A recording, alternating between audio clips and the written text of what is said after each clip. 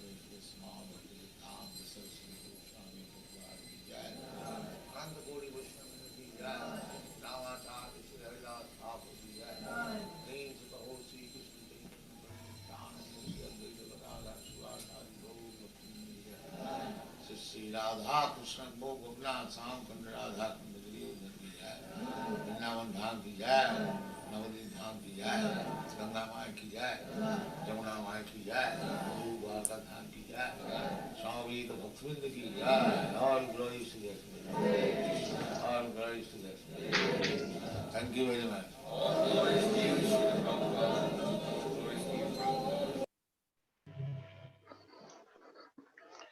Hare Krishna Maharaj, my humble obeisances, you are welcome. Hare Krishna, glory to Prabhupada, obeisances, Hare Krishna. Hare Krishna, nice to see you. So I put the verse on the screen. Okay. We can start. We can start, Maharaj. Thank you. Thank you, Hare Krishna.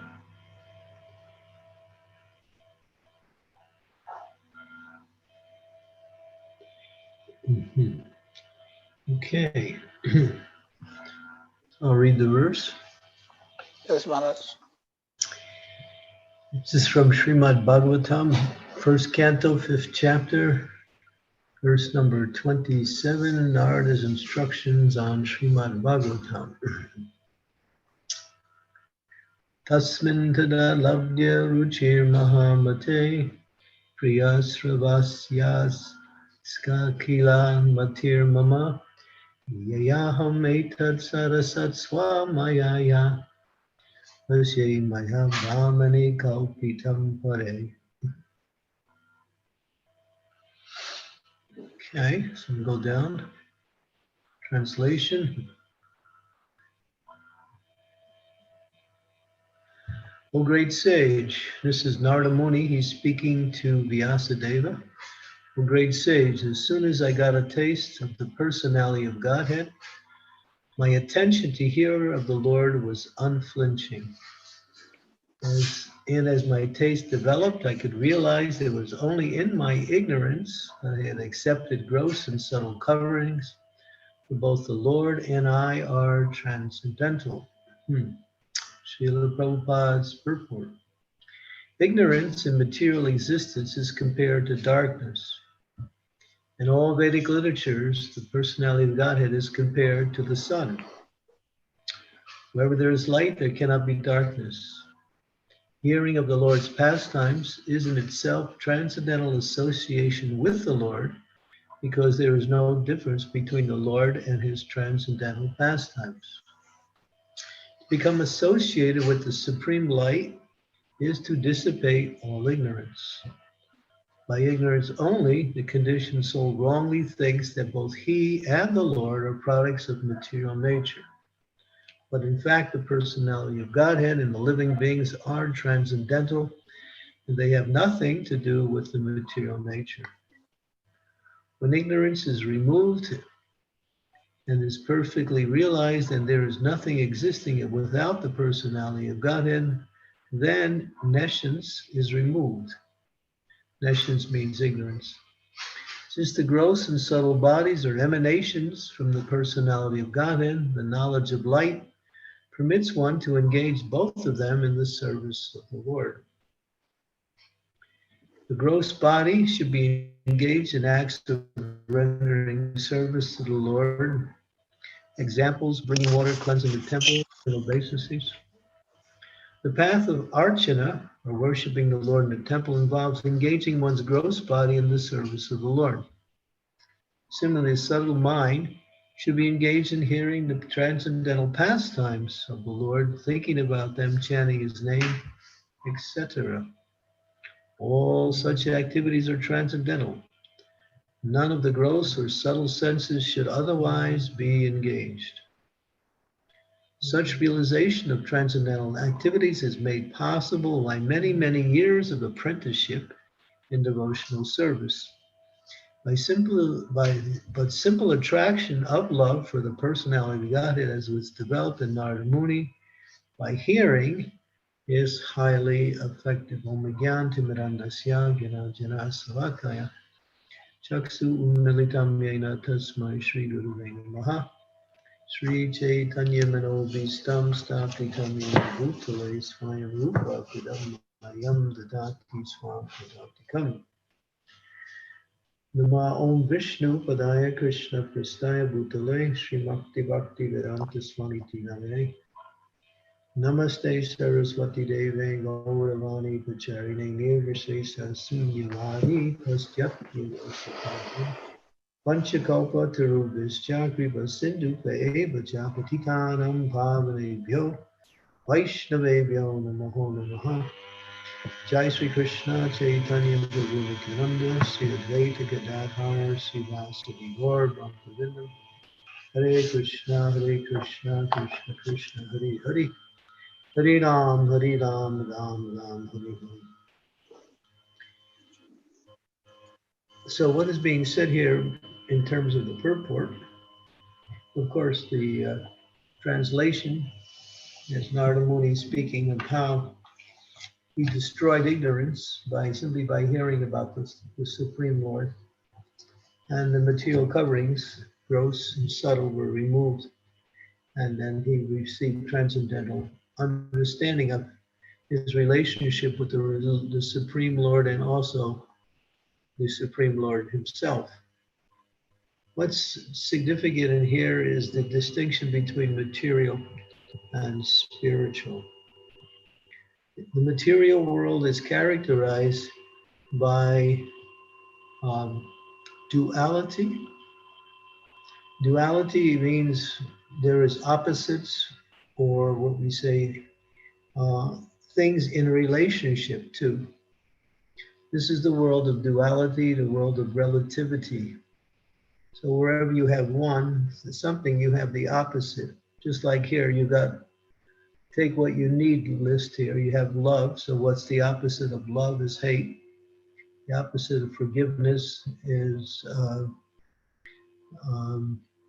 to not forgive. The opposite of faith, faithlessness. The opposite of patience is impetuousness or impatient.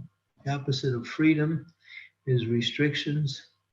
The opposite of peace is war. The opposite of strength is weakness. The opposite of inspiration is dullness. The opposite of confidence is lack of self-esteem. The opposite of healing is to create difficulties for oneself. So this is the world of relativity. And these relativities are enforced by identification with the body. And the body identifications that's mentioned here is of two qualities, both the gross, the outer form, which is made up of what we can see, earth, water, fire, air, ether.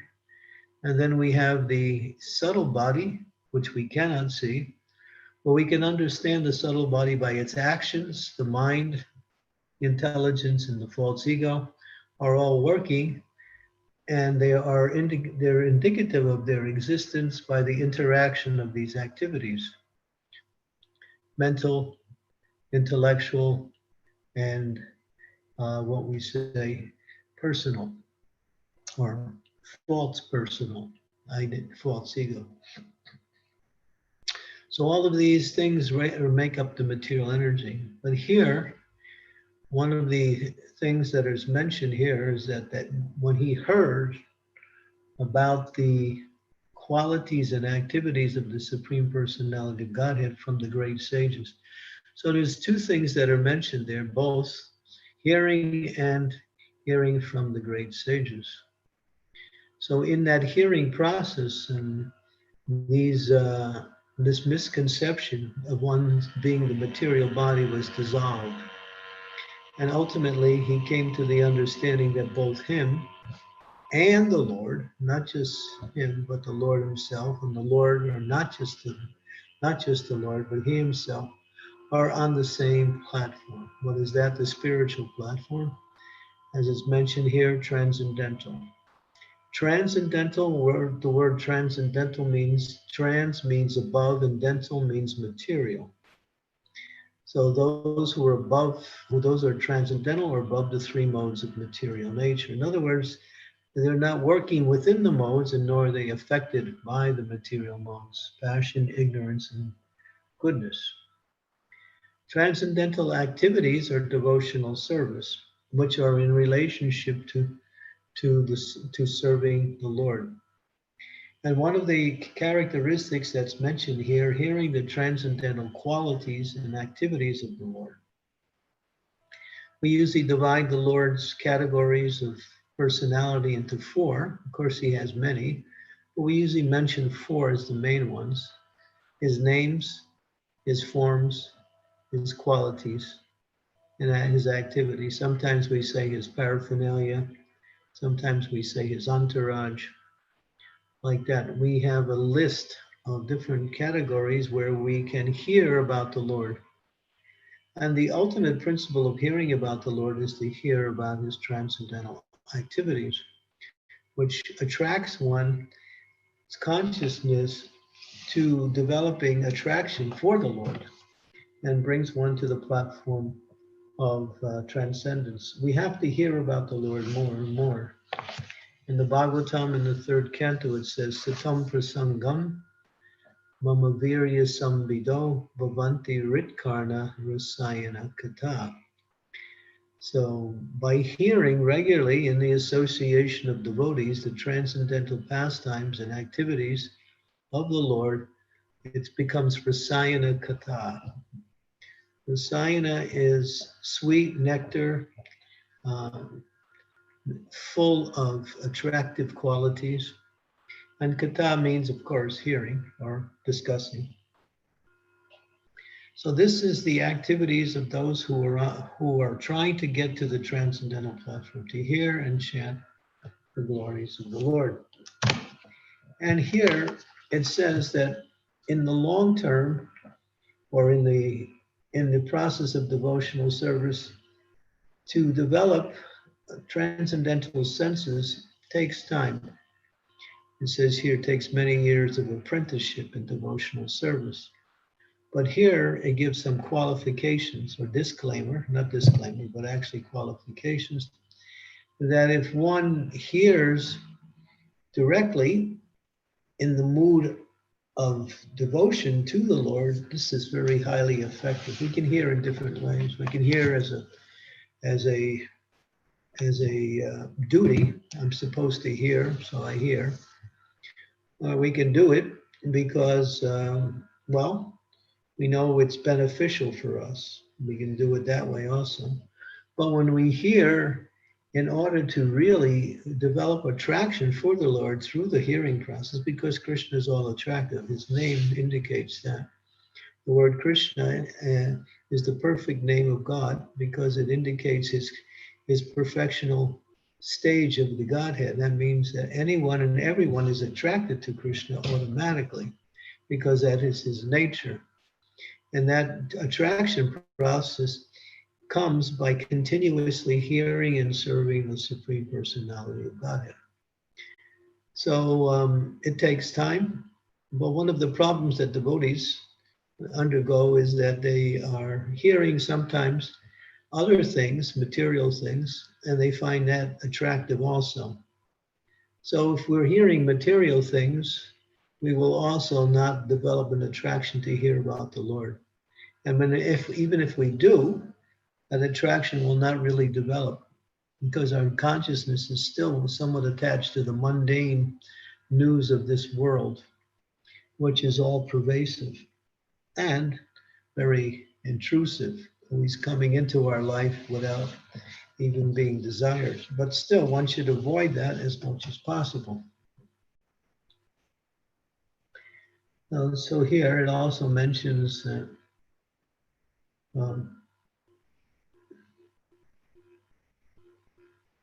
then also not only hearing about the Lord, but serving the Lord. The gross body should be engaged, and Prabhupada gives us some examples: bringing water, cleansing the temple, offering obeisances.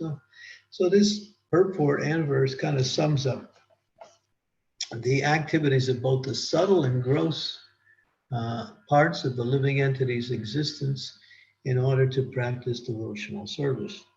But this hearing process is very powerful. In the Srimad Bhagavatam, in the second chapter of the first canto, This says, Shrinvata Swakata Krishna Purnya Shravana Kirtanaha Ridyanto Sto Abhadrani Vidnunoti Hisuhit Satam. By developing an urge to hear the message of the Supreme Personality of Godhead, all that is what we say covering the heart, in other words, the material dirt of the association of the external energy, gradually becomes removed. And how that removing process works is that urge to hear, the cleansing process is done by Krishna within the heart, who's sitting there as the super soul.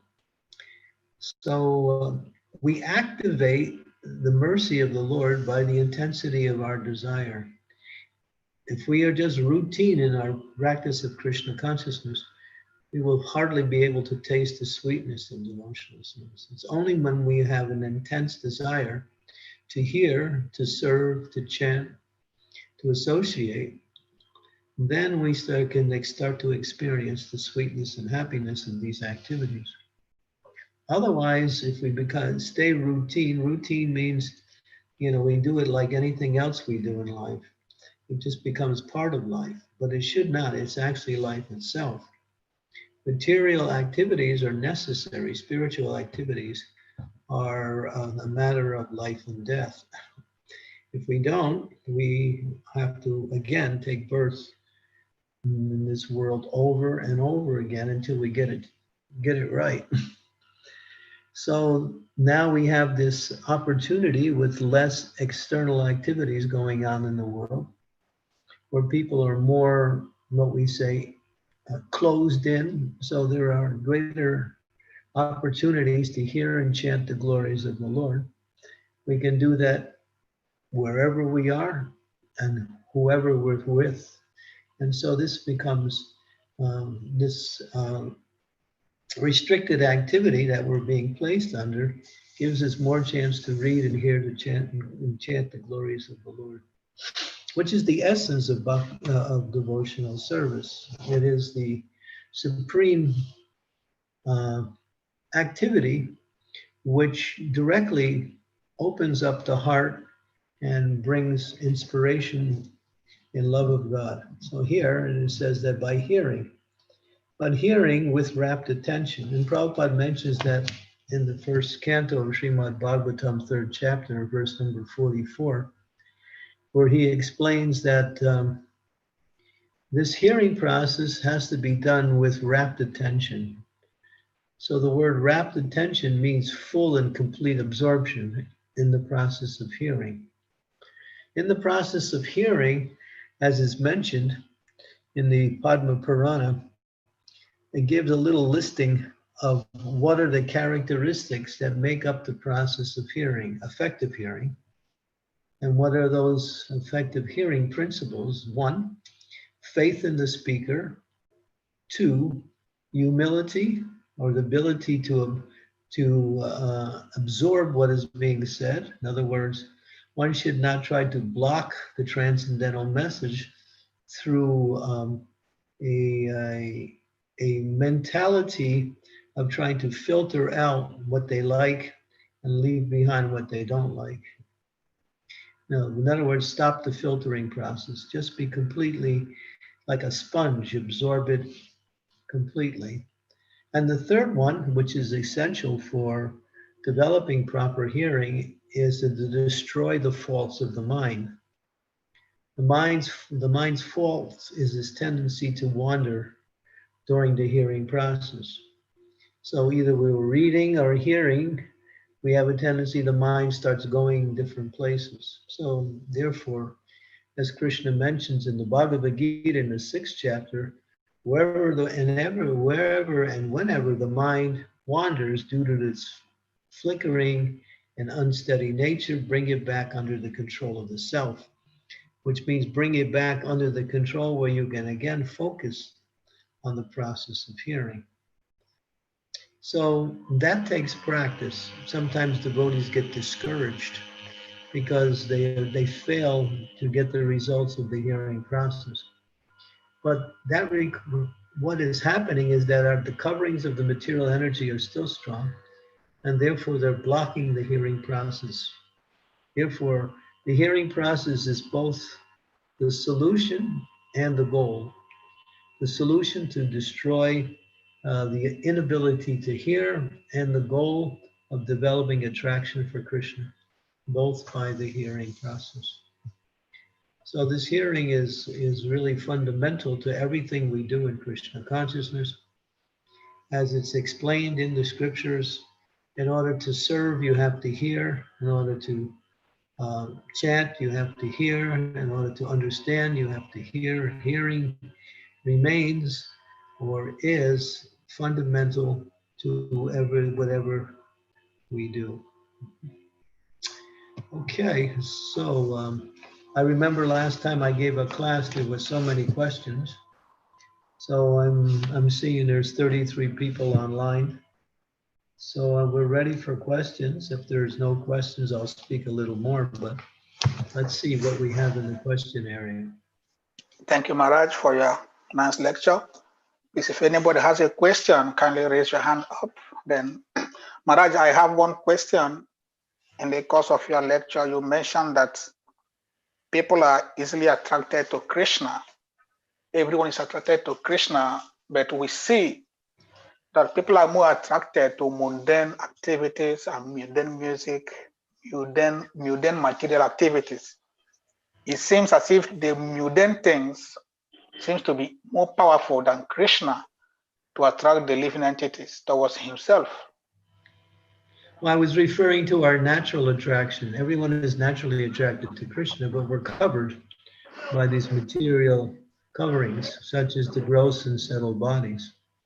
That's what Narada Muni is saying here, that after by hearing, then his ignorance and his lack of attraction was destroyed, and then he developed attraction. So yeah, people in general are looking outward for happiness through all the external sense objects that are available everywhere. And they don't have that attraction for Krishna. But my reference was that Krishna is attractive, but it has to be awakened through the hearing process. It's not that once we come in contact with Krishna through hearing, we're not attracted. We will be attracted. Thank you, Maharaj. Our next question is from Alpheus Dodo. Kindly on your camera if you want to ask question, please. Maharaj have to see you.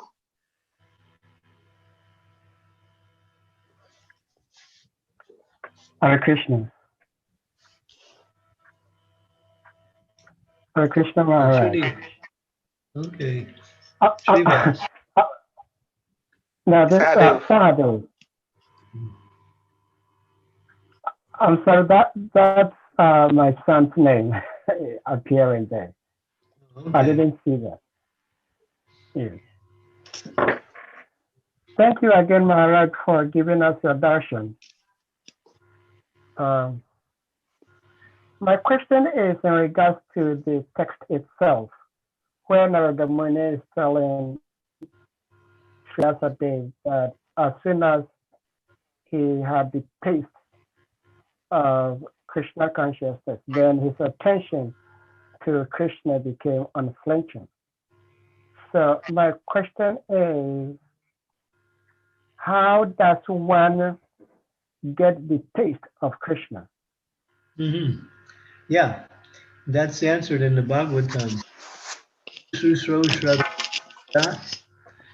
Vasudeva Kataruchi Shanmayat Seva Vipra Punya Tirthana Sevana. So, Kusha. Yes, Maharaj. Put up a verse on the board for us. 1, 2, 16. Of Bhagavatam. 1, 2, 16. This is the answer to Srivasa's question. Chapter 1, chapter 2, text 16. Yeah, Canto 1, chapter 2, text 16. Yeah, it's here. Okay, so yeah, so translation is O twice-born sages, by serving those devotees who are completely free from all vice, great service is done. By such service, one gets affinity. Affinity means the tendency for hearing the messages of Vasudeva. So it starts by serving Vaishnavas. So when we start serving the devotees, especially the pure devotees, but all devotees, we develop an automatic attachment to hear about Krishna more and more. And that's what happened to Narada Muni when he was serving those sages. During that Chaturmasya time, he developed this attraction to develop his relationship with Krishna. But he was hearing from these sages regularly. So this hearing and serving these great souls awakens this attraction for Krishna. It starts there and develops from there.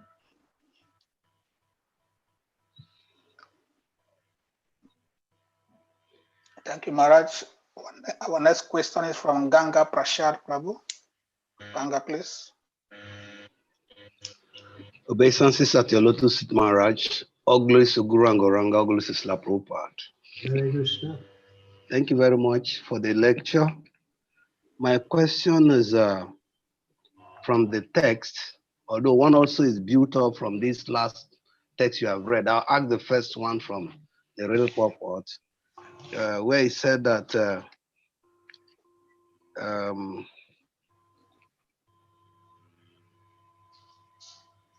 such realization of the transcendental activities made possible by many years of apprenticeship in devotional service. Many times devotee will ask, we have been listening to Bhagavatam, we have been attending Bhagavatam classes, but we have not reached the stage of experiencing this feat of Narad Muni. So that makes me ask the question, how long does this apprenticeship last for? Prabhupada used to say it can take you one moment or it can take you thousands of years. It depends on your desire. So if we have focused desire of hearing and we're staying exclusive in devotional activities, it becomes quick or it becomes progressive. If we're doing material things at the same time, then we slow down the process. Material things means things that are not necessary for our devotional service. Doesn't mean you're taking care of your body or taking care of your family or taking care of your occupation. It means things that are just mundane material things that we don't need, that we're attracted to or attached to. That slows down the process of development. And sometimes it can also stop our progress like that. So Krishna consciousness really means to develop this absorption in the process.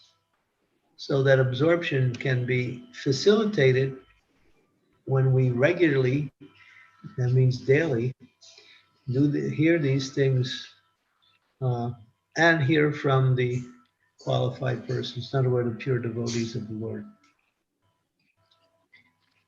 So patience is also part of the process.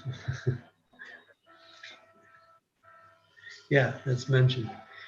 And Rupa Goswami explains enthusiasm, determination, and patience.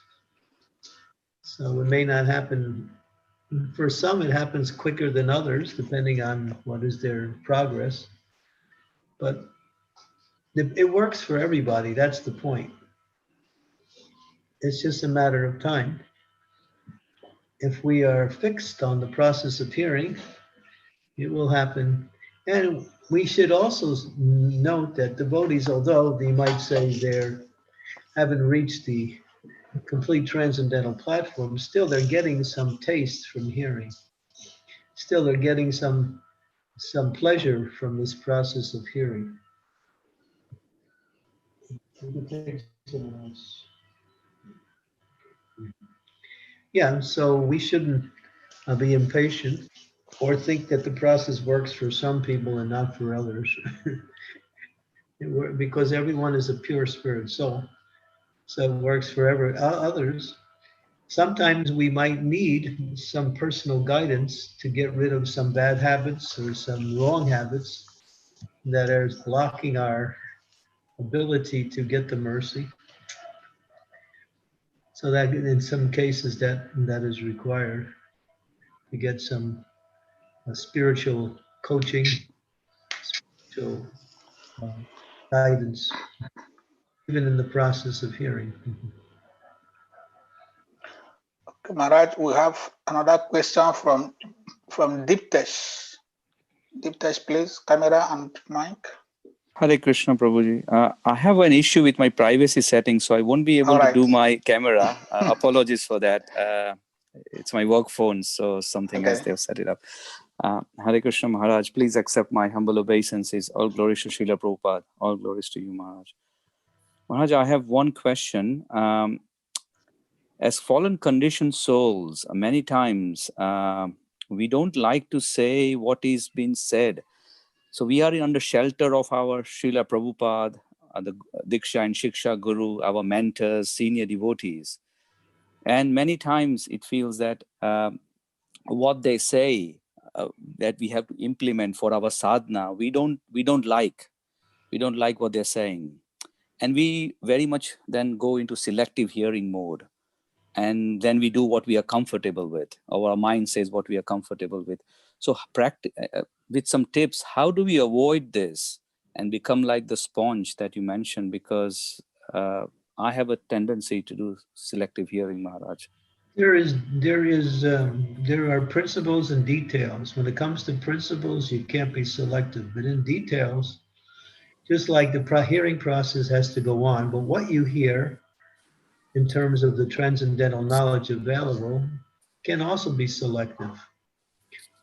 You may be more attracted to hearing about, Ram's pastimes than Krishna's pastimes. That's fine.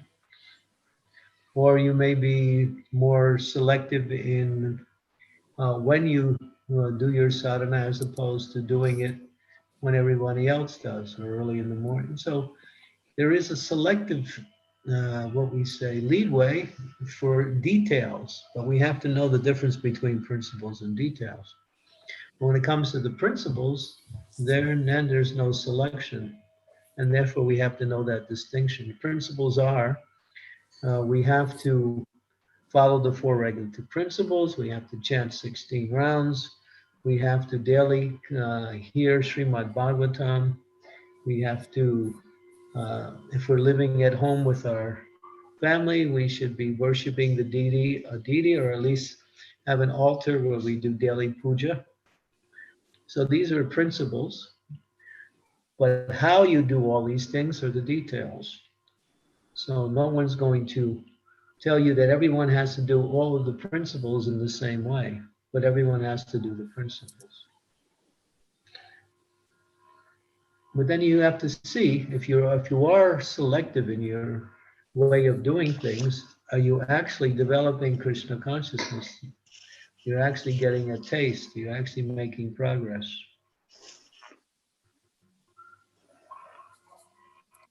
Yes, Maharaj. I have another question from the translation. Adamuni said he heard from the Vedantists with rapt attention, but in previous verse, he said he took prashadam of their remnant by their mercy. Yeah. So the prashadam and the hearing, which one did the magic on Radhamuni? Well, the hearing process was going on, but it says only once did he get the remnants of the prashadam. And that was enough for him to gain realization. So the hearing process had been going on regularly. He was serving and assisting his mother, serving these sages for 4 months. So it wasn't that he was, he just took prasadam once and that was it. No, it was the hearing process and he was serving. And he was also quite humble. They liked him. They liked his mood.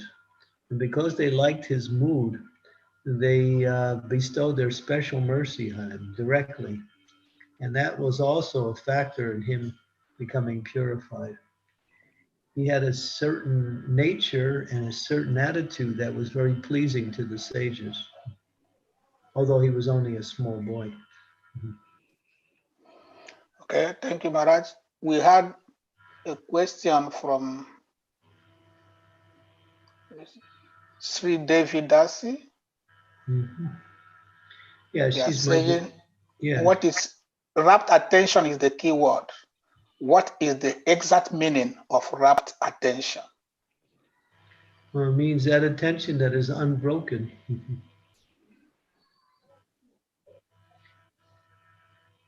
And not it's spelled R-A-P-T, not W-R-A-P-P-E-D. Yeah. R-A-P-T, rapt. So rapt means that complete absorption. To get to that stage, as Prabhupada mentions in the purport, in the Bhagavatam, one has to be pure in mind.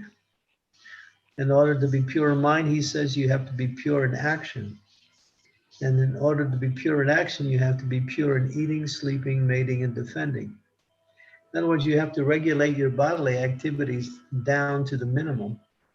And at the same time, you should be in what we say, what's the word? Eager to hear, in other words. So that rapt attention won't come until these four activities are regulated perfectly. So but still, Prabhupada gives a concession. He says, just hear anyway. Even if you haven't reached that stage of absorption, still practice the hearing process because there is benefit in that.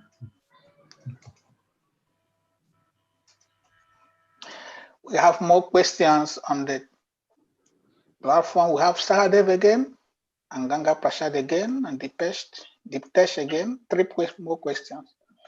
Sahadev, please. Hare Krishna Maharaj.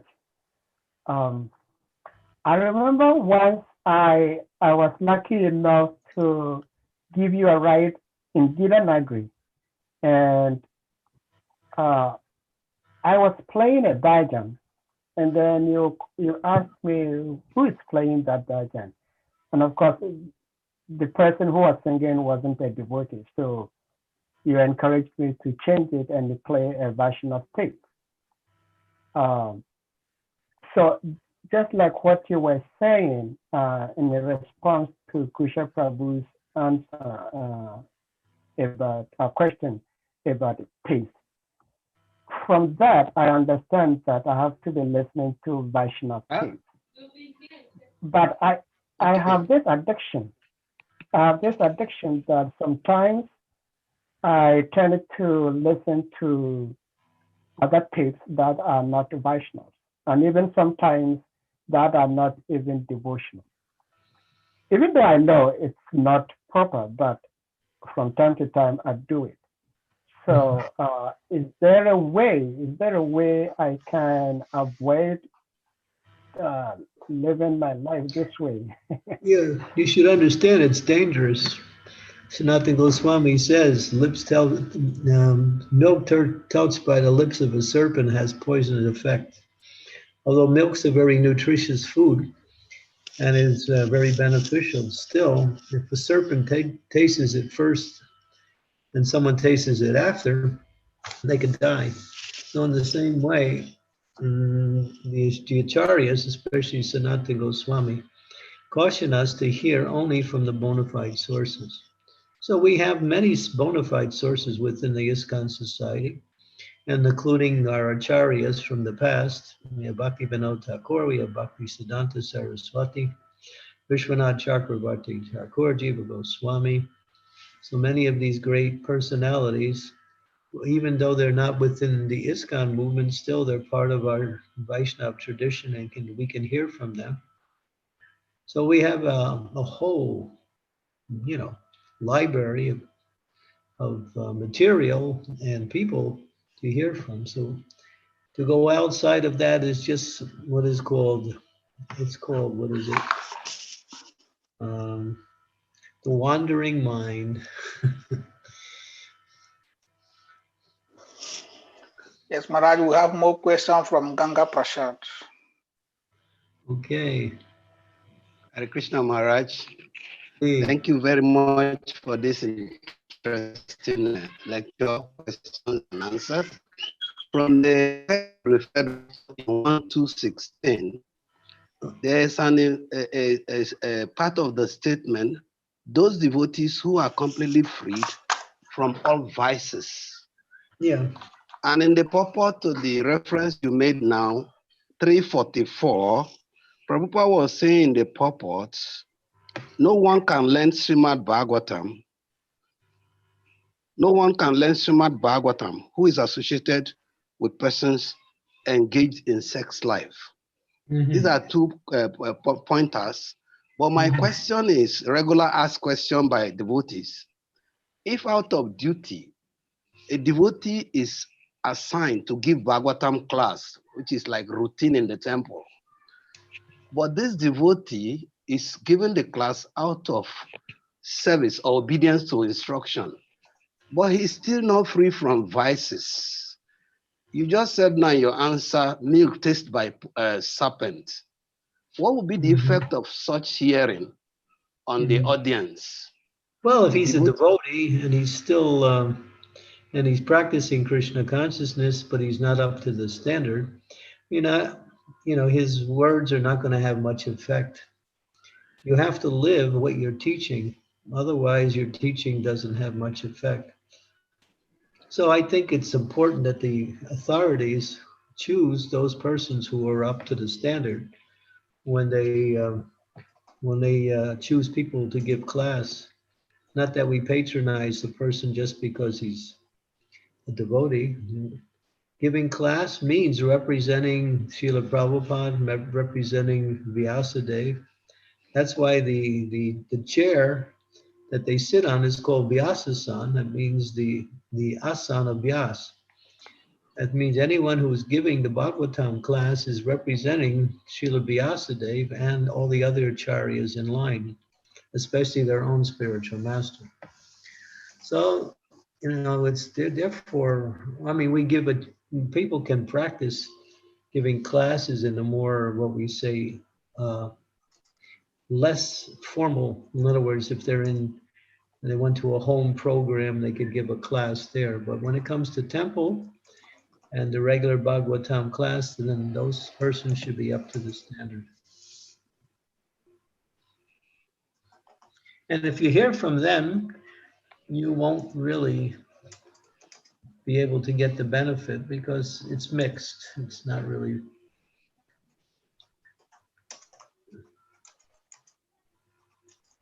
Purity is the force. Preaching is the essence.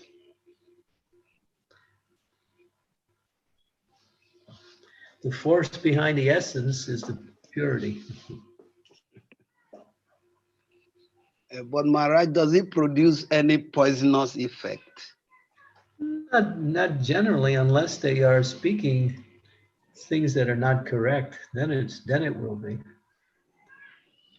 If they just don't know the philosophy, or they just can't really present it, or if they're not following, but they're presenting the philosophy, it won't have poisonous effects. It just will have very little effect. That's all. But best to have the authorities should be aware of that principle and only have the people who are qualified to give the classes.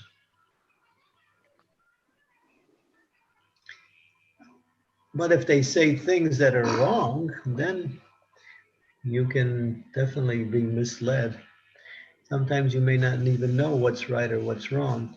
Especially when new people come, they don't really know.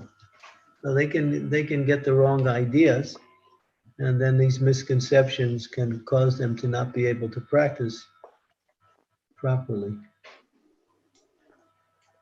Yes, Maharaj, there's a comment on the chat room from Sri Devi.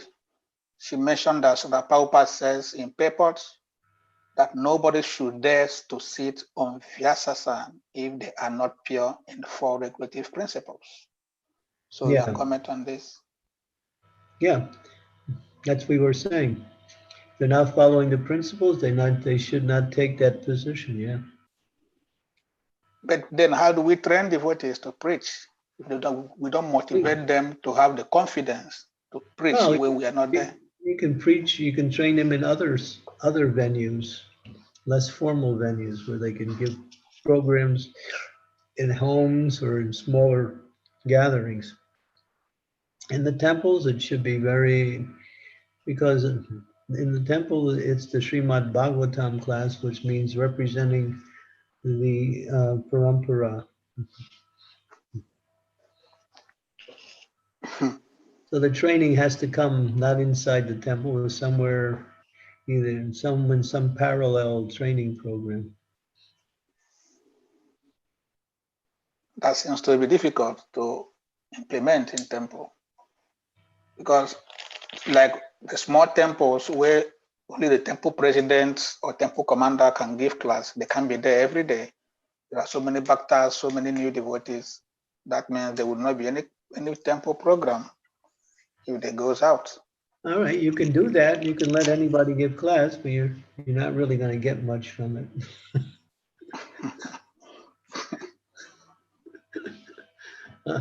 I'm not going to change my point because the point is coming from the acharyas, you know. Yeah. You said if there's no more question, you can continue the class from the last time. There were so many questions. It seems you have some compilation to share with us.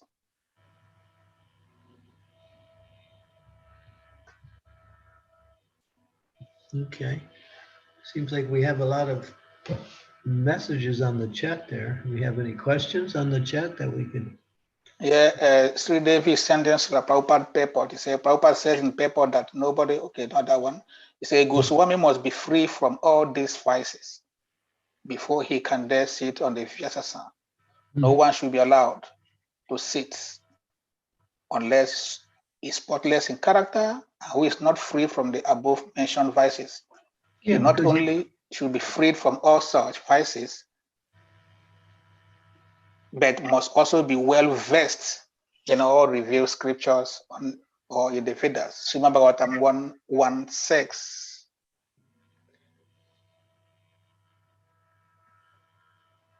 1:16 of Srimad Bhagavatam. You want me to share it on the verse? 1:16. I think you made your point. The point was made.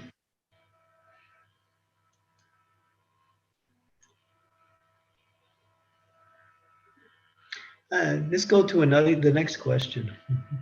Okay. Anybody has more question? Kindly unmute yourself. Sadev again. Sadev, please. Hare Krishna Maharaj. Your answer is on point. Is heavy, but of course that's what it is. But my worry and concern, or say follow up about that, is I've heard that there was an illiterate who couldn't read, couldn't write, but was asked by her spiritual master to daily read the Bhagavad Gita. And even though she didn't know how to read, she just took the Bhagavad Gita and was just going through, and people were actually making mockery of her.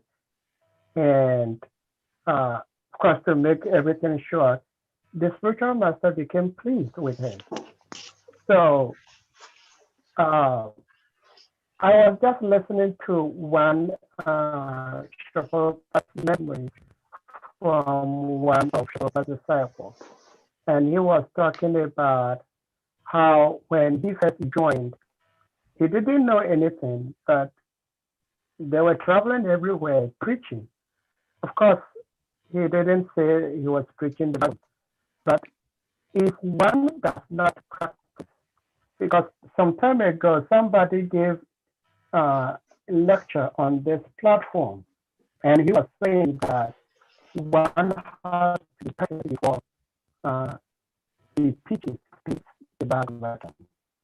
And so my question now is, if one does not get trained, if one does not practice, how does he become perfect?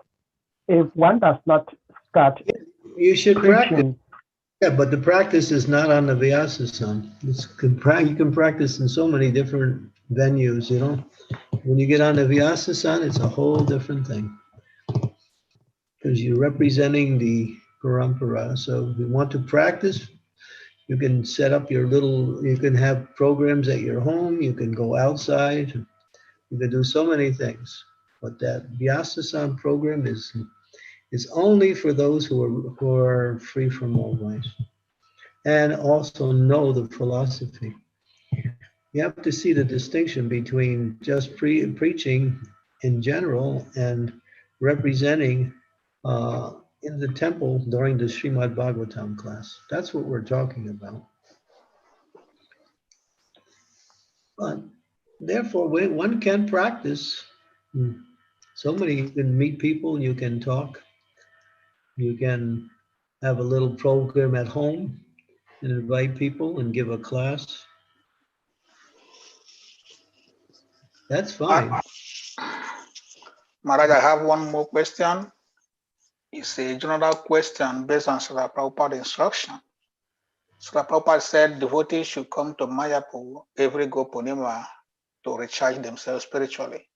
Right. Now my question is, during this coronavirus pandemic, surely next year many people will not go to Mayapur, maybe 2-3 years. Does it have any spiritual effects on devotional, on the bhakti of the sadhaka? Well, I don't know. There's a huge program coming up on Lord Nityananda's appearance day in Mayapur. They're inviting everyone to come to this program. It was advertised in the Back to Godhead. There's going to be an installation of a deity of Srila Prabhupada. That's a unique form of Prabhupada. The following day after that is a Samadhi opening in celebration of Bhakti Charu Swami Maharaj. So we could look forward to this upcoming Gaur Purnima festival. Mayapur is opening up now, and they're actually starting to have programs now in the temple. So I wouldn't rule out the fact that we're going to be not allowed to. You can travel, and you can probably even go to the holy places as long as you are, not infected. Okay. We have another question from Mohana Sinirada. Please. Hare Krishna Guru Maharaj. Please accept my humble obeisances of glories to Srila Prabhupada and to you. In the text, there is mentioned by Srila Prabhupada in purport that Krishna is no different from his transcendental times, and I would like to understand how to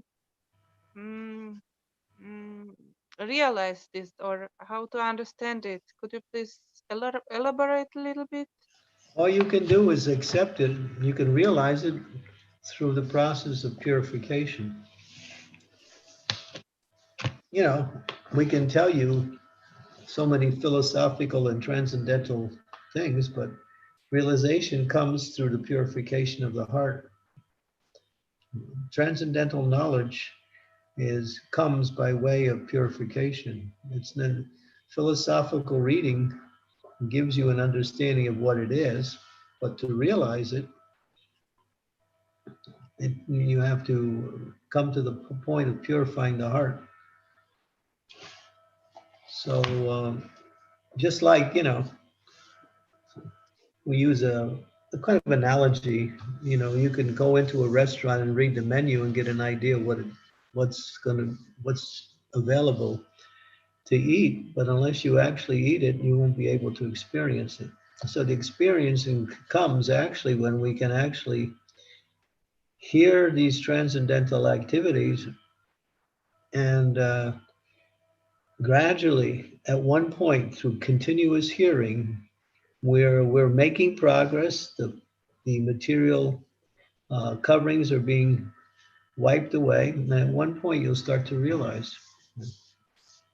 Realization is something you can't explain, it's something you experience, that's all. It's like eating. If you try to explain to someone what the food tastes like, you can do that, but the experience is solely yours. So just go on hearing and engage in service, and then as you do both, then gradually these things become revealed. It's a process. Hare Krishna. Maharaj, I will come back to the former answer you gave, that a person who is not qualified or doesn't know the scripture shouldn't be on Vyasa-san. So my question is, what if the leader I met in the temple is really not qualified and I've been listening to him for years? Could that be the reason I'm not personally making advancements in spiritual life? Can I blame my own advancement in spiritual life on Well, the teachers? you could say if you heard from someone who was qualified, obviously you would be in a better position. But it doesn't mean you haven't made any advancement. That doesn't. It depends how disqualified he is. If he is Disqualified. I really, love that. if he's completely disqualified, there's people who are completely disqualified. There's some that are partially disqualified. So it's all relative to the level of disqualification. Okay. So I have some controversial question you may find difficult or controversial to answer. I don't know. My question is, within the Vedas, all the sages, they always go in the river to meditate. They go to River Ganga, River Yamuna, River Sarasvati, and sometimes they invoke the Lord to appear through the river, whatever. But in Africa, for example, when you go to the river to make some prayer, it is seen as if you are doing some black magic or invoking a lower spirit into the world. So why do we consider the Indian river practices sacred and auspicious? Well, these are holy rivers. And therefore, when you go to the banks of the river, these are holy rivers. Therefore, they have the spirit, they also have the potency to bring about the atmosphere for successful meditation and prayer. Ganga, Jamuna, Kaveri, Saraswati, all these rivers, Krishna, the Bhima, all these rivers are not just bodies of water, but they actually are spiritual entities. So it's not like any river, it's a holy river. So the other rivers around the world, don't they have spiritual entities only in India? No, you have to see the culture of whatever country you're in and see which rivers are considered to be holy rivers. There's holy rivers everywhere in the world, but some are more holier than others, obviously. You'll see what is the history of these rivers, a little knowledge of that. But generally in Western countries, the rivers are not so holy because people are not so holy. So that's the problem. Okay. I mean, the Ganga is actually, you know, it's coming from the water that washes the lotus feet of the Lord directly. So it's a very powerful river. The Jamuna is where Krishna performed his pastimes. Okay, Maharaj, I have a question on Vyasadeva compiling the Vedas. Vyasadeva is said to be the literal incarnation of God, of Krishna. So how come he compiled a Vedas that is not glorifying Krishna himself before Narada Muni has to instruct him? He's supposed to be a part of Krishna. Yeah. Why did he not do it? And he had to hear from his spiritual master first before he did it. There's two reasons. One reason is that he was put in ignorance not to do it so they could reveal the glories of Srimad Bhagavatam to the world. That when Narada Muni came, he said, you should do Srimad Bhagavatam because this is the pure scripture. This is the glories of the Supreme Personality of Godhead complete. So this chapter, or actually maybe it's the next chapter, conversation between Narada and Vyasadeva, kind of reveals the glories of the Srimad Bhagavatam. So he was put into ignorance so he would be enlightened by his spiritual master, because one of the points is that to show the glories of Bhagavatam over every other form of Bhagavatam is considered to be the pure feature. It's the jewel. Sanatana Goswami says, I'll read it. He calls it almost prominent transcendental fruit of the Vedas. O you who are enriched with the jewels of all spiritual philosophical conclusions, you who grant spiritual vision to all the people of the world, life breath of the Vaishnavas, you are like the sun risen in the darkness of Kali Yuga. And then he ends by saying, you are actually Krishna himself, who has returned amongst us. So to give glory to the Bhagavatam, it appears that Vyasadeva was put into ignorance so that could be revealed through his spiritual master.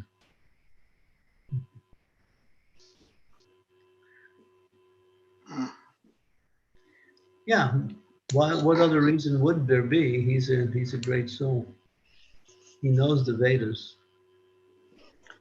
There has been a question I was asking in the previous lectures about what Prabhupada said concerning the spiritual master not going back to Godhead unless he saved the last of his disciple.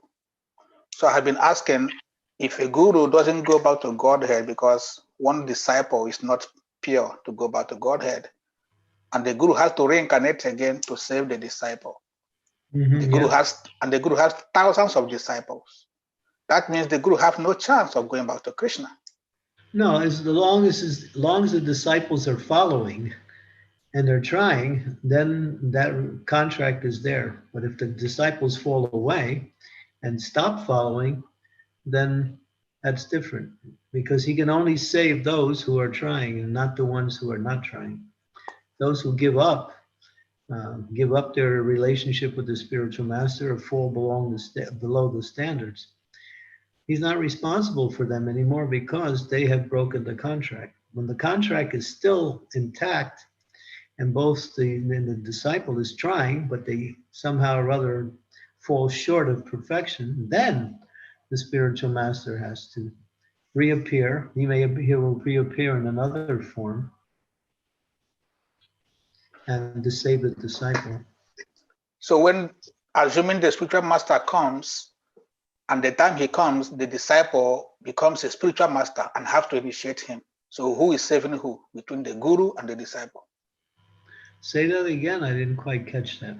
When the guru has to come again to save a disciple, he may come when the disciple has become a guru, and the disciple has to initiate the former guru.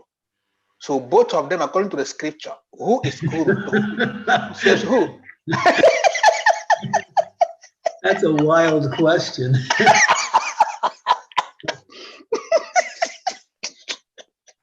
I have to say that's the first time I heard anything like that before. This is philosophy, Maharaj. Huh? This is, Prabhupada said he doesn't want blind followers. We should investigate and ask questions. Yeah. Because I've been thinking about this. If Guru doesn't go back to Krishna, Yeah. and like you are our Guru Maharaj, you are teaching us to become pure like you.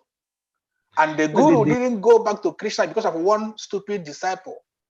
And the Guru has to come when the disciple has become a Guru. And the disciple has to initiate him. So who says who? Who is the Guru? And who's the disciple? Oh, no, if the disciple becomes a guru, then it means he's become purified, right? But he has to initiate the former Guru and give him name, Diksha. No, but the no. Guru has come to save him and didn't find him again as a sinful disciple. He comes in another form. Which form, please? Just like I give you an example. They give you an example. And this was the life of Bilvamango Thakur. Was chasing after the prostitute Chintamani. And then, of course, it's a long story, but finally, when he came to see her in the middle of the night when it was raining and it was like, you know, the most worst night he could be out, she chastised him. But then when she chastised him, she spoke. She said, if you had so much attachment for this Krishna as you had for this body, your life would be successful. But she wasn't speaking. It was his spiritual master spoke through her, his former spiritual master, whose name was Somagiri. He spoke through the prostitute to enlighten his disciple. So he has to come back. He may not have to come back in a physical form, but he has to come back in some way to reach his disciple, either through others or in one form or another. That is really hard to understand how he manifests himself again, but he's always there because the relationship between guru and disciple is eternal. It's eternal. So when Bilvamangal Thakur finally became purified, he glorifies Chintamani as his Shiksha Guru because she acted on behalf of his former Diksha Guru to bring him to perfection. That's an example. Okay. Thank you, Maharaj. Janava Devi is saying, Hare Krishna, Prabhupada, I would like to ask if one guru can accept more than 20 disciples, because I have read that in Vedic times, there was a number limitation of initiating disciples. Thank you. Well, that's written in the purport in the 4th canto, where Lord Chaitanya speaks it. He said that the guru should not accept too many disciples. So Prabhupada says that, but he doesn't say how many is too many. So the idea is he should not accept more than he can carry. So if he takes on more than he can carry, then that burden might also bring him down. Especially if his disciples are not very, who are very sinful when they come to Krishna consciousness. So he has to accept the burden of their karma. So if he accepts too many, so Lord Chaitanya doesn't give a number, he just says one should not accept too many disciples. That's why in our ISKCON society, we are encouraging people to come up to the standard of becoming a spiritual master, so that'll be more available for people to come. That way it doesn't burden all the existing gurus with too many disciples. So you can have too many, yeah. So then you have to see, for one guru, too many is one number, and for another guru, too many is another number. It depends on his spiritual strength. And gurus have different levels of spiritual strength. Yeah. Okay. Our next question is from Dr. George Omega. Okay. George Omega, on your camera, on your mic.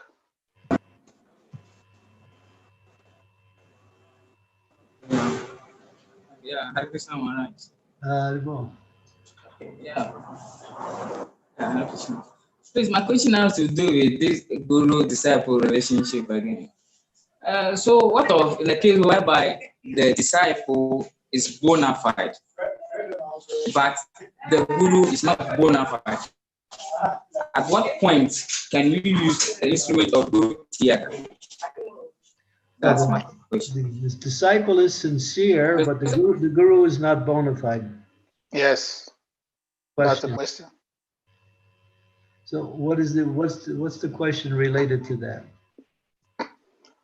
So at what point can guru tiaga and learn that something like that?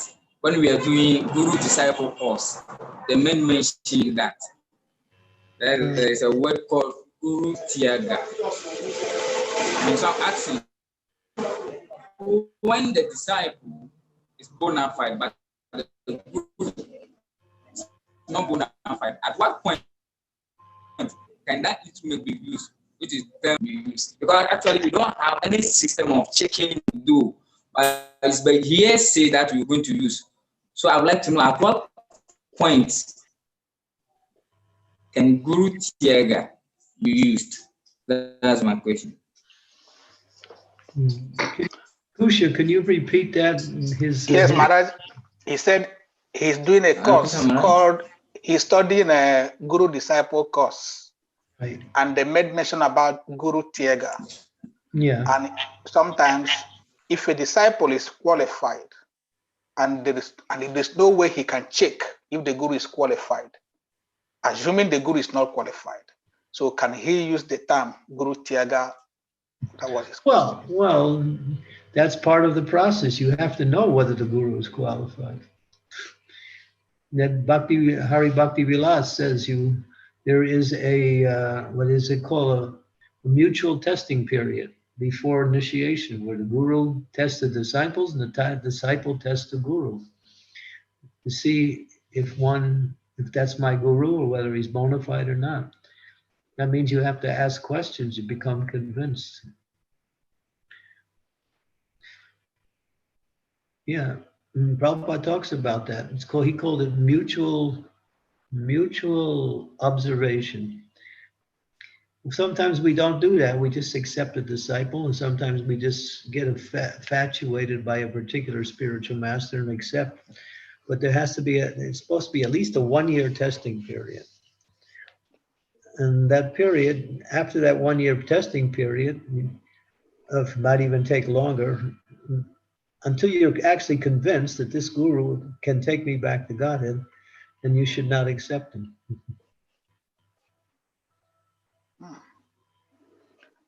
Our next question is from Sahadev again. Sahadev, please. Hare Krishna Maharaj, this is a very interesting class. I was with the opinion is that it's actually suicidal for a disciple to imagine that the spiritual master is not bona fide, at least in ISKCON.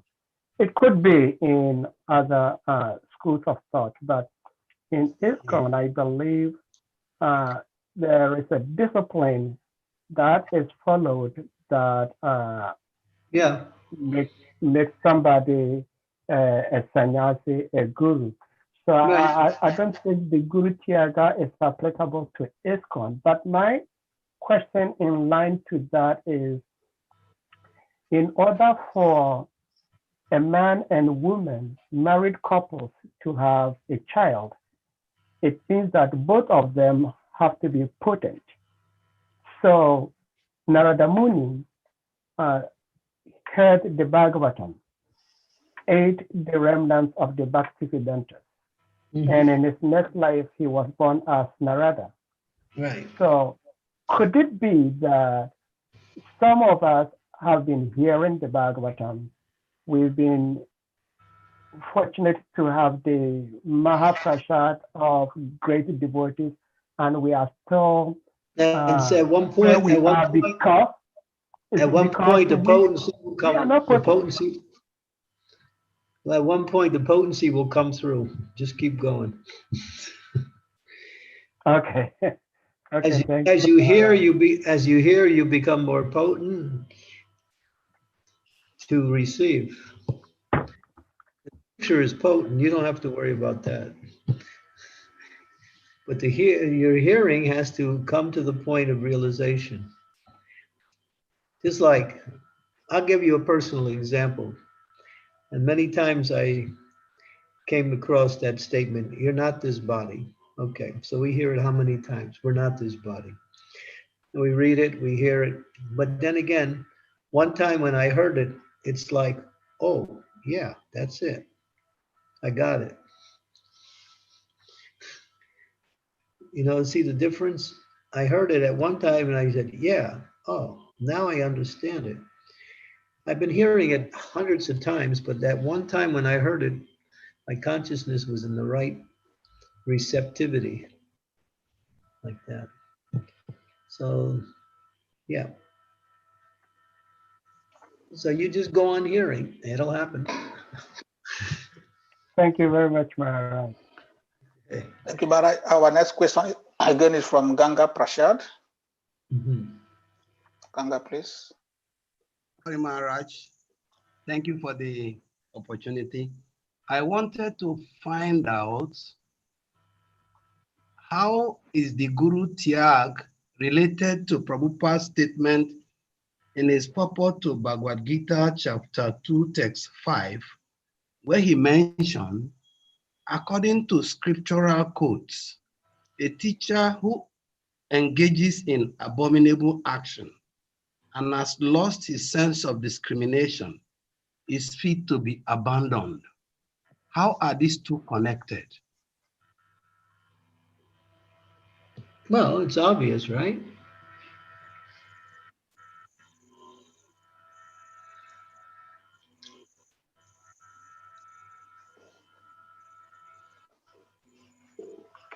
Sorry. Well, if he's no longer following, if he says something different, or if he's not following the principles, then to be in a position doesn't mean you have the qualification. Generally, it does, but then you understand the person by their words and by their activities. So if they're not living up to the standard, not following the standard, then they can't help anybody. So therefore, as it says, he can be abandoned.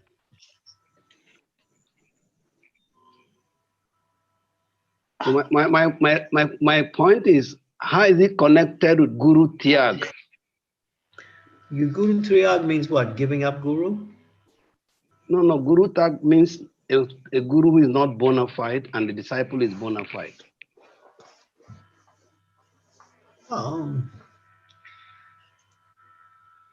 Bona fide disciple should not have an unbona fide guru.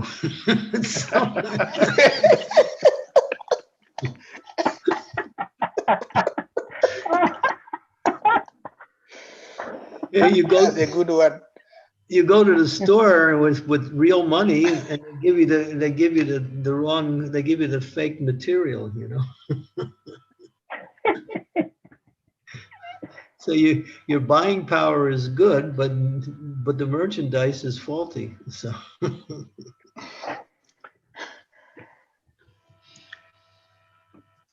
Wow. Yeah, so I mean, this like Prabhupada writes in 434 in Gita, blind following an absurd inquiry is rejected. Blind following. You can read it in the purport of 434. You can put it up on the screen. Okay.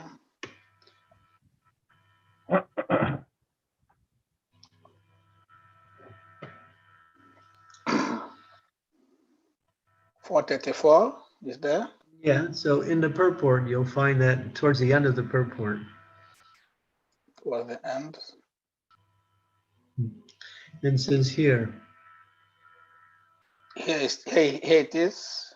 In this verse, both blind following and serve inquire. One should hear submissively from the spiritual master, but he must get a clear understanding from him.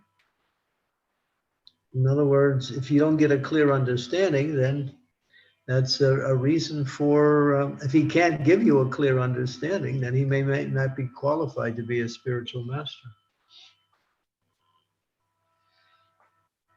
So in that case, the disciple should rather initiate him. Yeah, you should get the real stuff. Oh, Krishna. You have to get the real McCoy, you know. Otherwise, you get cheated. And there's a lot of cheaters out there. But as Sahadev said, in ISKCON, no one can be in the position of a guru unless they've been approved. Therefore, they have some qualifications, but they can slip from that position after they become guru by breaking the principles or not following their spiritual master. So one of the ways that ISKCON gurus can go off is that they fail to represent Prabhupada and they start making up their own philosophy and start speculating on the philosophical knowledge and come up with their own ideas. But that brings me to one question. Like in ISKCON, the guru passed through so many examinations before he become a sannyasi and guru. Then so many powerful gurus fell down or left the movement. So their disciples have to accept another guru. But the first contract was with a former guru who fell down. No, wait a minute. There's one thing wrong in what you said. They don't have to accept another guru. They're already initiated. They're connected to reinitiation is not a principle of fall down. When they got initiated, if the guru was in good standings, they're connected to the parampara. All they have to do is stay in the parampara and take shelter of Srila Prabhupada and the process. They don't have to get reinitiated. Reinitiation is an option. But we see many devotees they do that, take another guru and change their names because the former guru fell down. So if they need another spiritual master to keep them going, fine. But if it's not required. No one should be forced to take another spiritual master. The scriptures say reinitiation is not required. That's in the Hari Bhakti Vilas. That is a principle. So in that case, how will a fallen guru save this disciple? Well, when they were initiated, he was in good standings. And then that means they're connected to the parampara. So all they have to do is stay engaged in devotional service. That's all. When the initiation came, they were in good standings. If they fell afterwards, then there's no loss on the part of the disciple. All he has to do is stay with the process. There are many devotees in our movement who have lost their spiritual master and they have fallen down, but they didn't receive reinitiation. And they can make progress because during the time they got initiation, the spiritual master was in good standings. That means they're connected to the parampara all the way back to Krishna. But if they feel they need a personal guide, then the option is given. You can find another spiritual master and get initiation. But this is, I have a paper, there's a paper written on this point. Reinitiation is not required. It's not mandatory. It might be recommended, but it's not mandatory. Thank you, Maharaj, for your answer, your time. Any other question? We don't know how long Maharaj have to be with us today.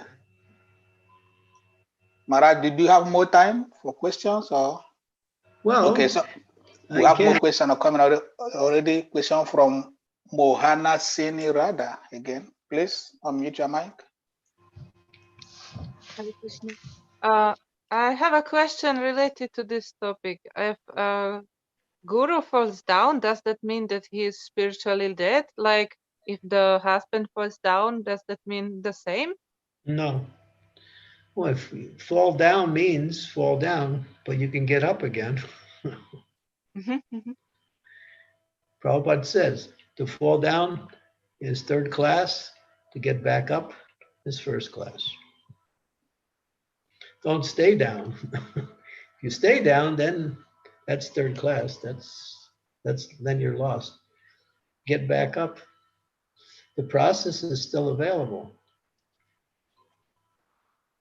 Just because you fall down doesn't mean you're lost. It means you're lost at that time. Now you have to come back up. That's all. Follow the process again. Renew your vows and then again get fixed up in devotional service.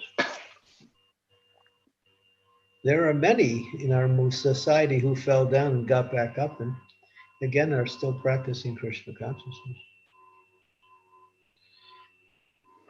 Guru Maharaj, I have one more question on this. What really does it mean when we say he fall down? We hear in the scripture we are all spirit souls in Goloka Vrindavan with Krishna, and we fell down. That's why we are in the material world. And here we hear again the person fall down. Well, there's different kinds. The first actual fall down was from Goloka Vrindavan. Yeah, there's different kinds of fall downs, different levels of fall down. So if you're in the process of bhakti and you're executing devotional service and you leave bhakti or you commit Vaishnava aparad, and you can fall from your level of practice. So you're in a dormant stage where now you're not able to make any more advancement.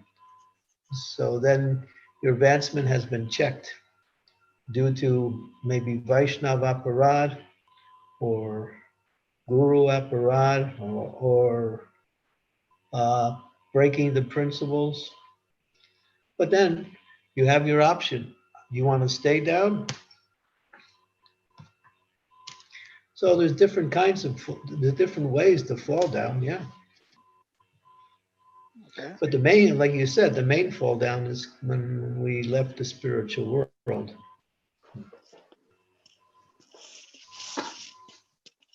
Thank you, Maharaj. Any other question? Maharaj is here today. Bring your questions. You got a pretty lively group out there. Thank you, Maharaj. I do a program every day, and I don't get half as many questions.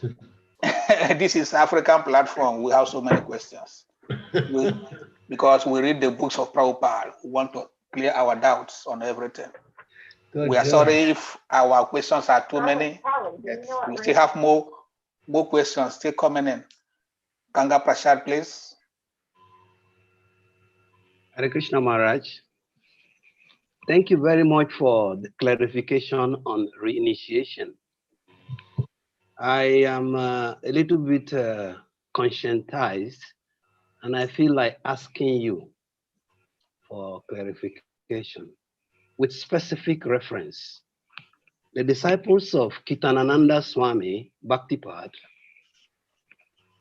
who was excommunicated from ISKCON because of the litigations in New Vrindavan. And then some of the disciples have to take shelter just to remain in ISKCON. To remain in ISKCON, they have to take shelter of another guru. Would that be said not to be necessary also? Because Kitanananda, after his incarceration, he came back and was still preaching before he left the body, but he was not a part of the ISKCON body.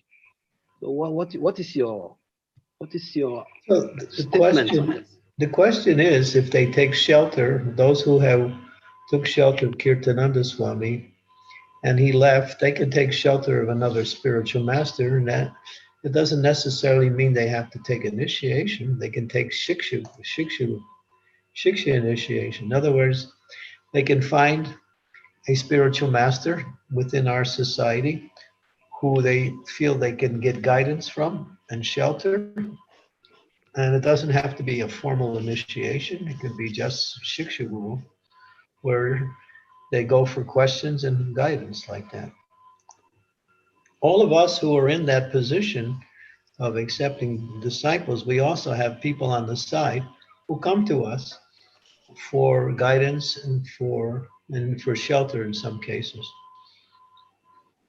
So guru is both shiksha and diksha. And as Chaitanya Charitamrita says, they are equal manifestations of the Supreme Personality of Godhead. So one takes shiksha, shelter, that would be highly recommended for those who, want to stay connected to the process of Krishna consciousness. Yeah, that's fine. My point, Maharaj, is two-sided.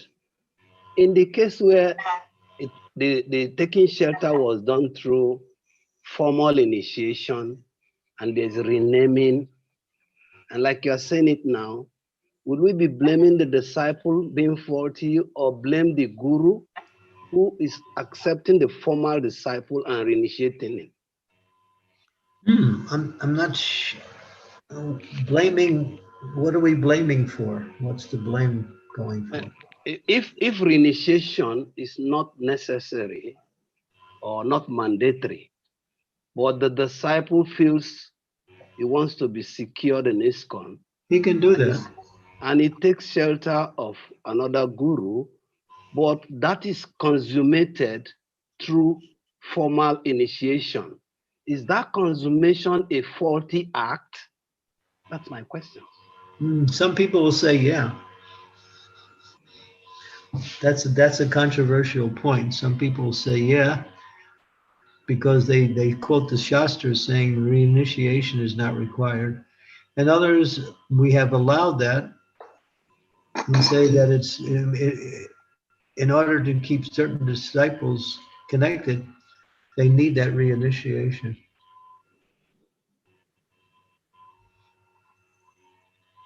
It seems it's been given option in the ISKCON society. That you'd have to discuss with people on the GBC to really find out what is the GBC resolutions that sort of give credence to this process. But we find there are many people who have taken reinitiation, and there's others who haven't. So it doesn't mean that the initiations are less or better. The process still, they have to follow the process. Yes, Maharaj, there is a question on the chat room. Somebody is saying, what if the disciple is coming from another sampradaya to ISKCON? Can he be reinitiated or not reinitiated? Well, another sampradaya? Like the disciple is not an ISKCON devotee, so the guru falls down, he came to ISKCON. It's already initiated in another organization, not ISKCON. Can he be reinitiated? Well, that guru should ask him, does he really want reinitiation because he's already initiated? But if he does, then that option is given. You have to see if he wants it or not. In any case, it's not forced. He can come and ask for it. That seems to be something we've also done. People come from the outside and then ask for initiation. They're not happy with their connection in the other sampradaya. But generally, if it's a bona fide if that spiritual master is in good standing and they already initiated in that other sampradaya, then a spiritual master should not give them initiation because they already initiated. And if their spiritual master is still in good standing, they can't just whimsically give up their guru. That is called guru avagya. It's a very heavy offense. Yes, Guru Maharaj. I saw that even in ISKCON, where I can tell you a personal story, not personal, but I was involved with one person, had a very nice spiritual master in our society, and she wanted somebody else in our society. So I was preaching to her, told her, don't do it. It's an offense. She was determined to do it. Her spiritual master, I approached him. He didn't want to talk about it. He was too brokenhearted to talk about it. Finally, she went ahead and got initiation from this other spiritual master. He shouldn't have did that. And later on, he fell down, that spiritual master, the one she took another initiation from. Wow. He committed a great offense. A great offense. And that's brought out also in the life of Shamananda Pandit. When he went to learn under Jiva Goswami, his guru was Hridoy Chaitanya. When Hridoy Chaitanya had thought that he got reinitiated by Jiva Goswami, he became very upset and wrote Jiva Goswami a letter. Jiva Goswami said, I didn't reinitiate him. It was actually Srimati Radharani who blessed him and gave him a new name and gave him special tilak. So we have that example how one cannot reinitiate another one who was already in good standing. That cannot be done, even if it's from another sampradaya. They can come and practice Krishna consciousness in ISKCON, but they cannot be given another initiation. They're already initiated. Thank you, Guru Maharaj. Sri Devi Mataji, she said, Her Grace Yadurane was reinitiated as Shamrane. Would you comment on this, please? No, Sri Devi is asking. I'm not going to comment on that. Okay. Ganga Prasad wrote and said, Maharaj, please, what will be the rectification in the circumstance of reinitiation? What would be the rectification? Rectifying what? In reinitiation of someone who's already initiated. Oh, it's offense. The disciple is committing an offense, and the guru who accepts it is committing an offense. We have another question from Sadev. Sadev Prabhu, please. Hare Krishna Maharaj, you were talking about when the spiritual master, until the spiritual master falls down, he is like an instrument that Srila Prabhupada Krishna uses. So, in regards to Srila Bhaktipada, he was so powerful. His two books, Christ and Krishna and Joy of No Sex, these two books helped us, especially in West Africa, to preach. And we were able to reach so many wonderful, amazing people who had change of heart. So the books were very useful. But in today's ISKCON, such books are no more encouraged.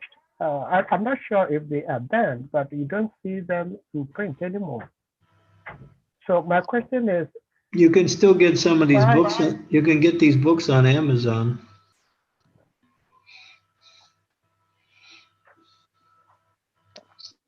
They're available on Amazon, some of them. Yes, but I think does ISKCON GBC approve of it? Yeah, The GBC has its opinion that we should. So obviously, Kirtananda Swami was a very great devotee, and he did a lot of wonderful service for Srila Prabhupada. He built that new Vrindavan community, which is still going on today. We don't have anything bad to say about him, but obviously he did deviate from the process. But that's a whole story, you know. I mean, you really have to investigate all the details in that story. You just can't really come up with just some opinion based on hearing a few facts here and there. No, Maharaj, I'm not even talking. I don't even want to delve into that, and I wouldn't even want to delve into that. My question is just that at the time before all his issues came up, he was, like you said, he was very useful. He was very potent. He was very powerful, and from that potency, he wrote especially those two books, which we were able to use to preach to lots of amazing people who had change of heart. But because of his situation, the books are no more encouraged by the BBC. And if that is the case, that means that we do not even encourage whatever he said or did while he was potent. What do you want me to say? But I think what he wants to say is that such a great book that makes so many devotees, how will a movement stop the printing and distribution of the books? It's like saying the guru fall down, the book also is no longer valuable. But the lecture is that when the guru falls down, the disciples can just continue devotional service. But this one is a book that lives forever, making more devotees. But his counsel we shouldn't distribute the books. And there's no other book like those two books. It doesn't, for me personally, it's not logical, actually.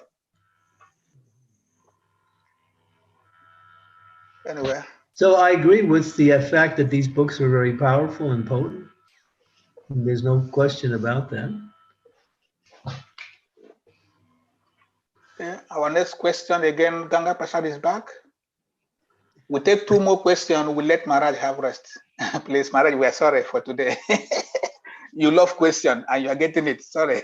Anyway, lunch is coming up, so I'm getting, my appetite is only getting better and better. Thank you very much. Thank you, Maharaj. Thank you very much, Maharaj. My question is very, very pressing, and it requires some guidance. I have posted what will be rectification, what is the correction to be made, specifically in the case of Kirtananda Swami. It is presented that he deviated. And from the purport of what we read in Bhagavad Gita, purport 2.5, when the guru deviates, it can be abandoned. So in that wise, if some of his disciples took reinitiation, is it also guru aparad? And if they did, and it's offense, like you said, both the initiate.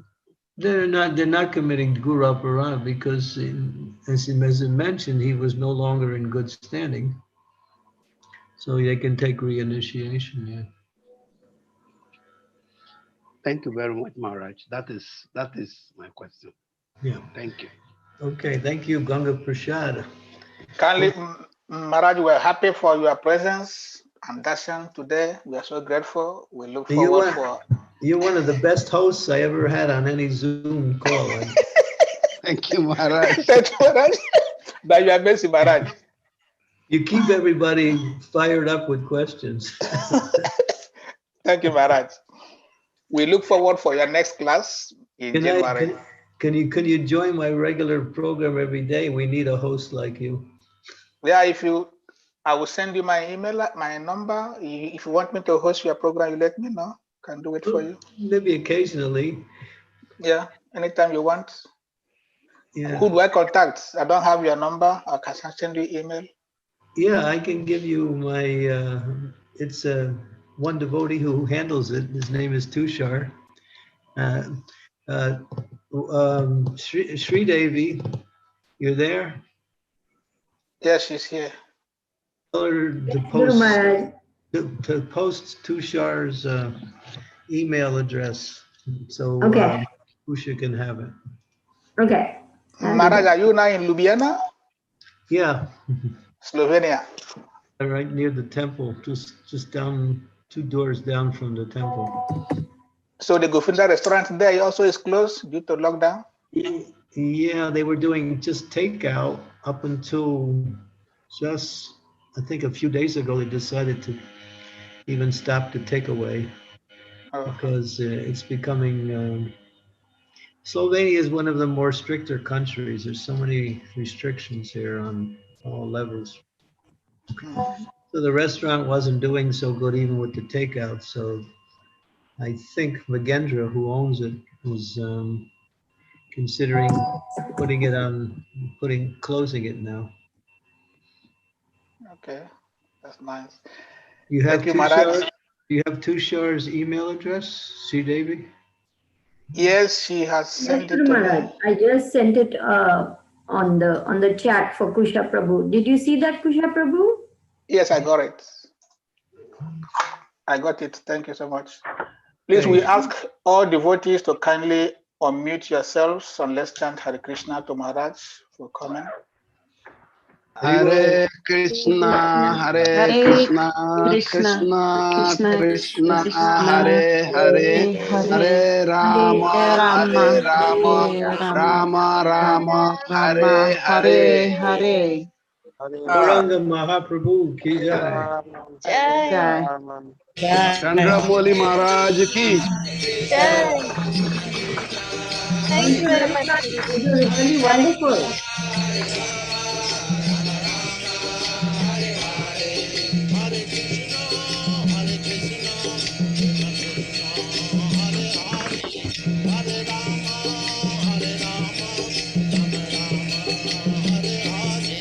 Hare Krishna,